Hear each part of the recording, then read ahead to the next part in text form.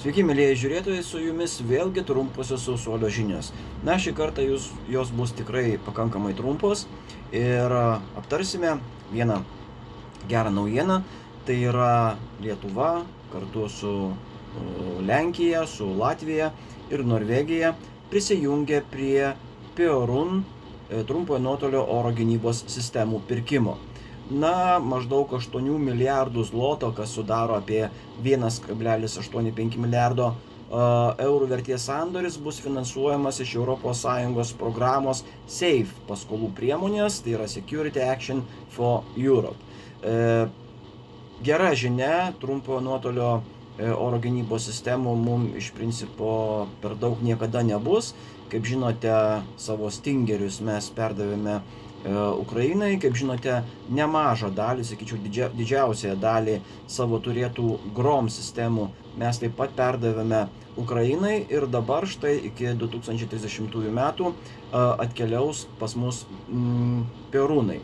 Na, Lenkijos gamintojas MESCO ir kiti oficialūs šaltiniai, jie nepraneša, kiek iš to bendro kiekio pasieks būtent Lietuvą. Priminčiau, kad tai yra 80%, daugiau galbūt kaip 80% viso pirkimo atiteks Lenkijos ginkluotosioms pajėgoms. Na, o Lietuva labai sunku pasakyti, kiek iš tikrųjų gaus. Aš manau, kad kelias dešimtis paleidėjų ir keli šimtus raketų.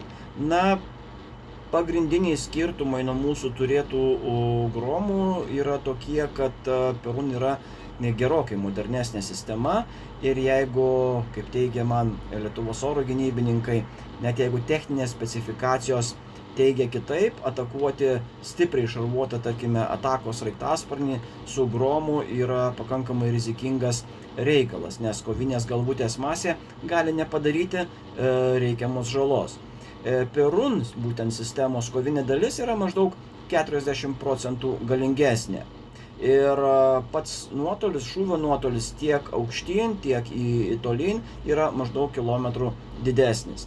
Ir dar ką labai svarbu paminėti, kad šita PEORUN sistemos raketa, jinai turi galimybę pažeisti taikinį ne tik kontakto būdu, tai yra tiesiogiai pataikant, tačiau ir distanciniu sprogimu. Tai yra užtaisas sprogsta šalia taikinio.